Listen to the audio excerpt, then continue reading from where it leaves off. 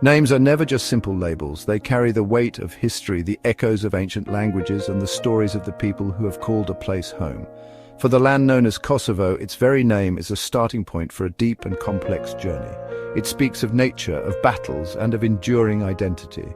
The name evokes a powerful image, one that has been woven into songs, poems, and national consciousness for centuries.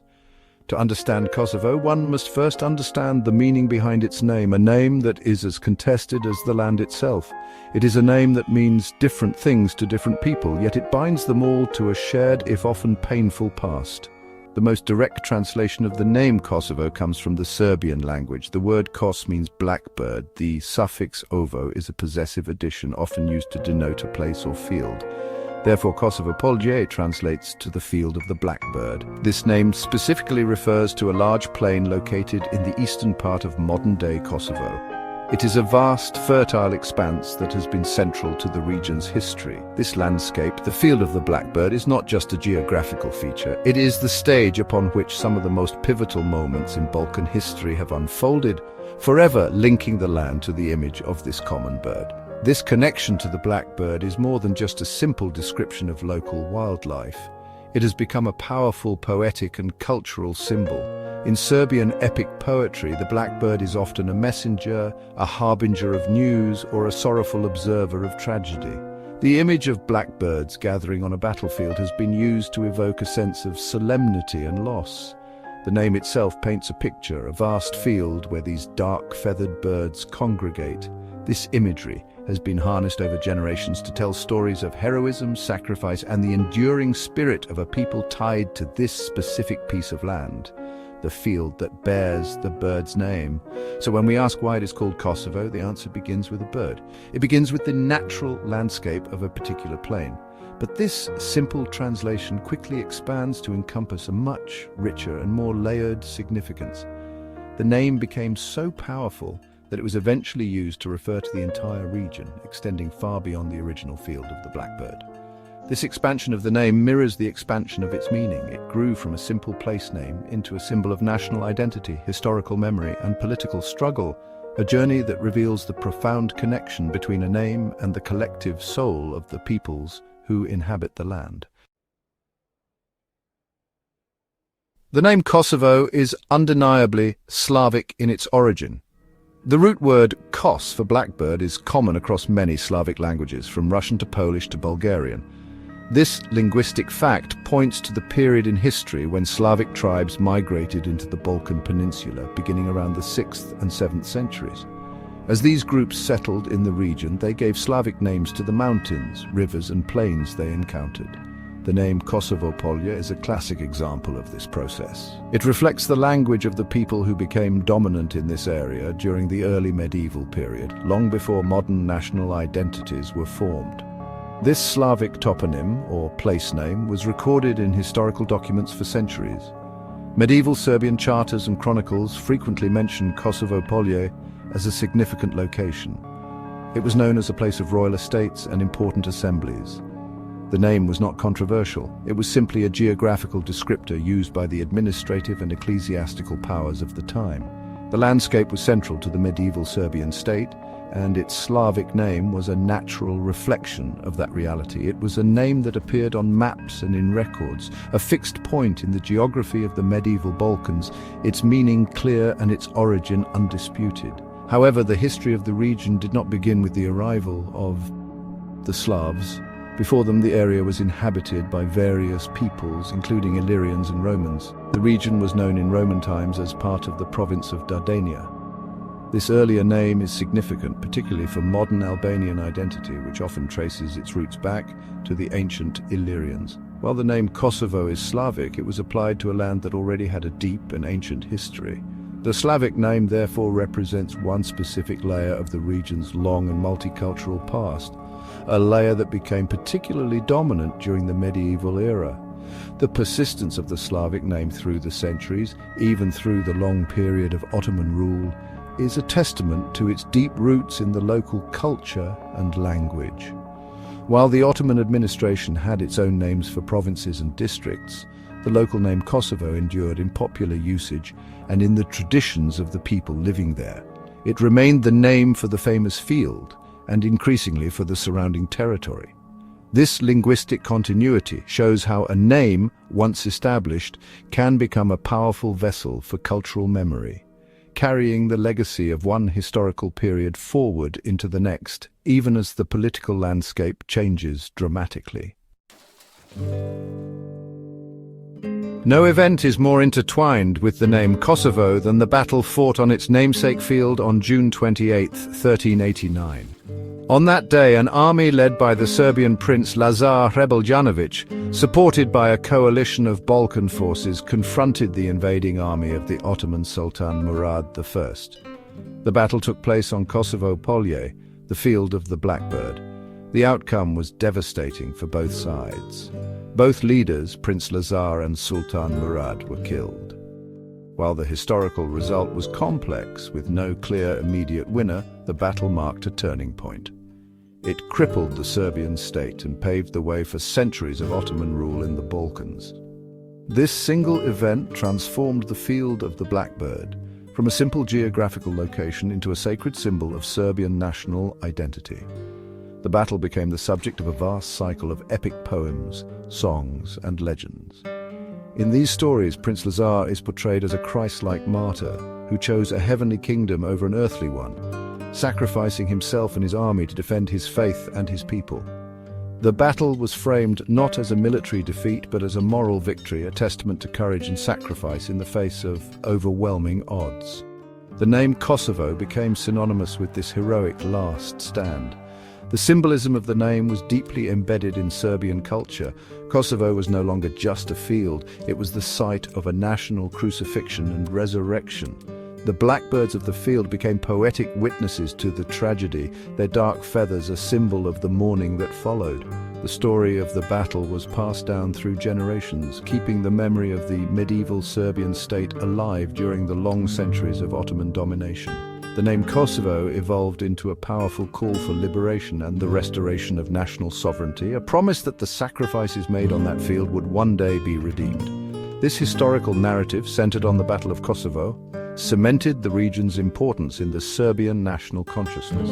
It became known as the cradle of the Serbian nation, the heartland of its medieval glory, and the site of its greatest tragedy. The name itself became charged with immense emotional and political power.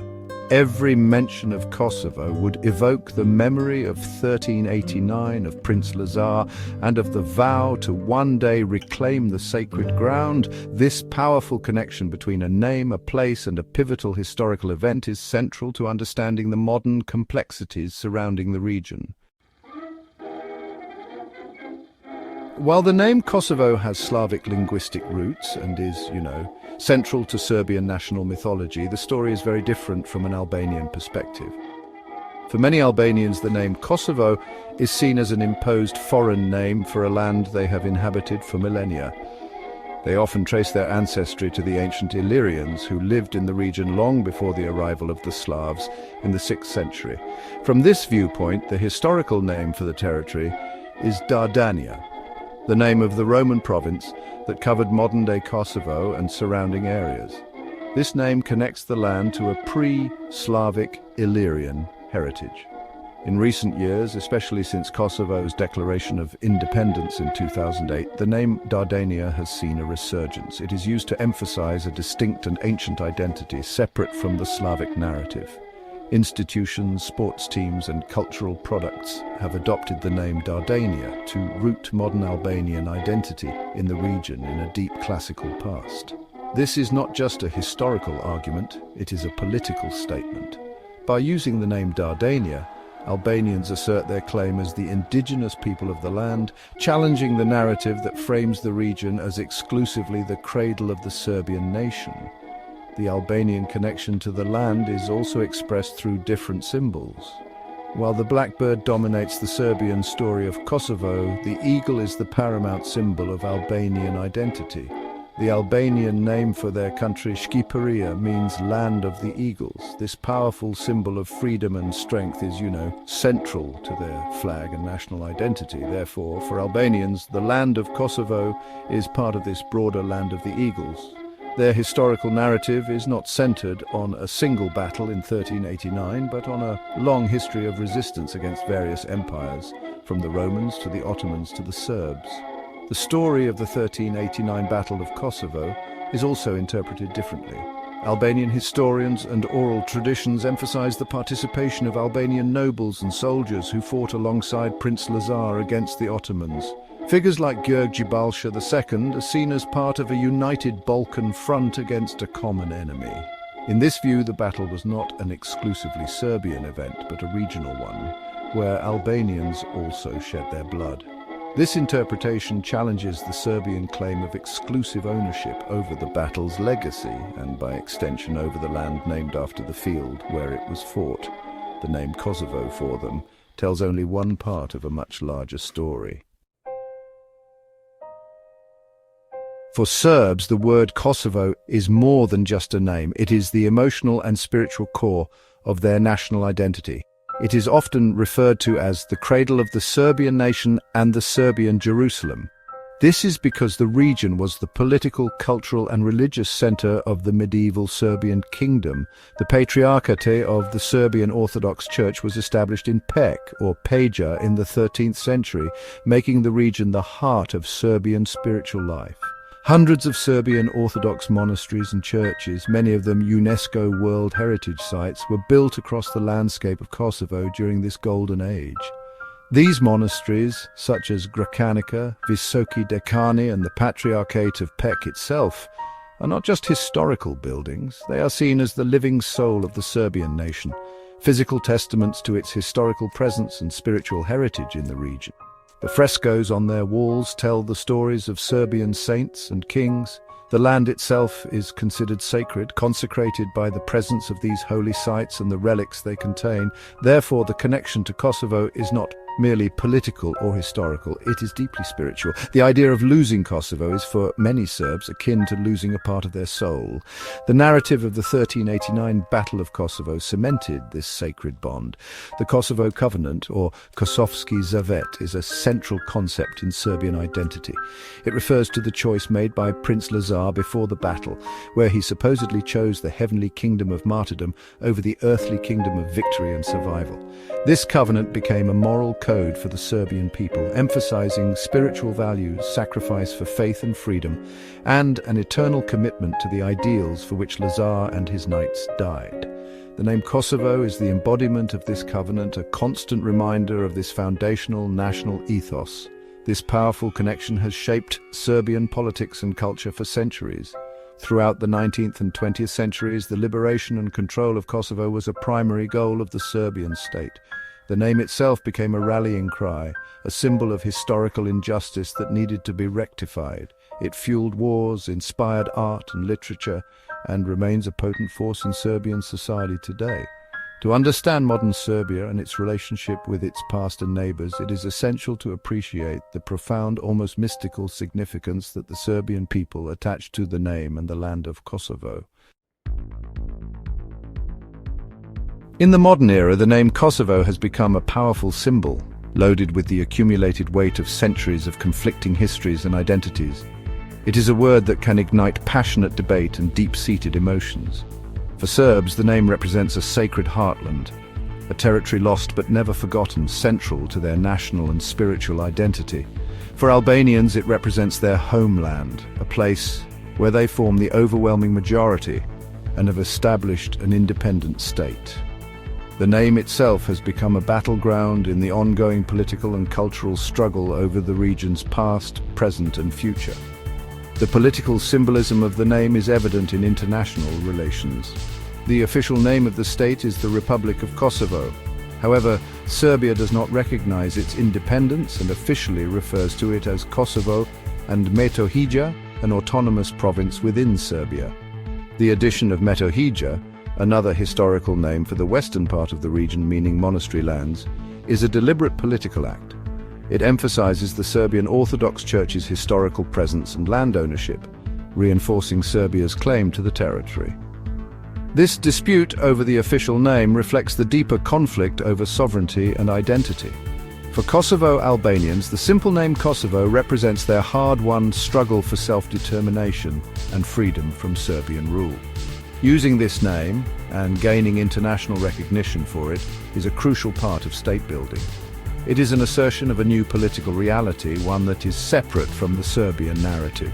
The adoption of new national symbols, like the flag of the Republic of Kosovo, which features a map of the territory, is a further attempt to create a civic, inclusive identity for all citizens, moving beyond the ethnically charged symbolism of both the Serbian blackbird and the Albanian eagle. The name Kosovo thus functions as a mirror reflecting the unresolved tensions of the region. It is a symbol of historical memory, but whose memory? Is it the memory of the medieval Serbian kingdom and the Battle of 1389? Or is it the memory of Albanian resistance and the struggle for independence in the late 20th century?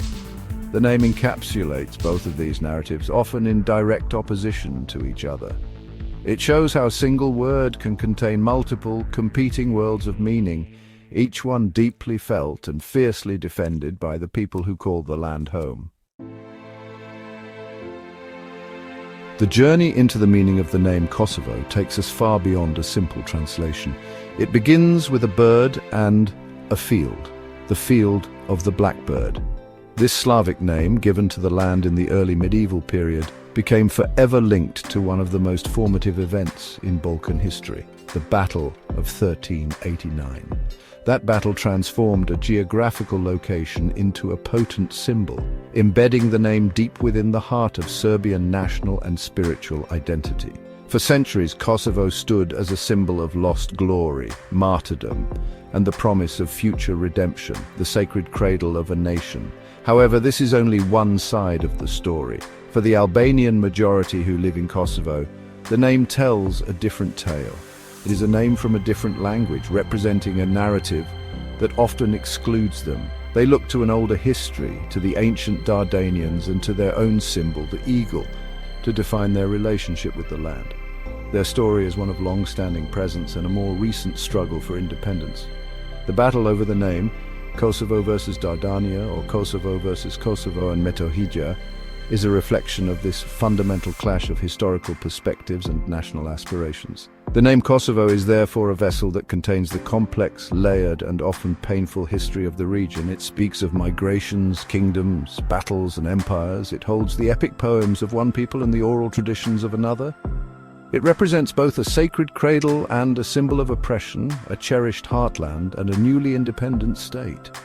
The name is a testament to the power of language and mythology to shape identity, to create a sense of belonging, and to draw the lines of conflict. It is a reminder that in this part of the world, history is not a distant subject, but a living, breathing force that shapes the present. Ultimately, the land of Kosovo is a land of many stories, and its name is a title page to them all. It is the land of blackbirds and of eagles.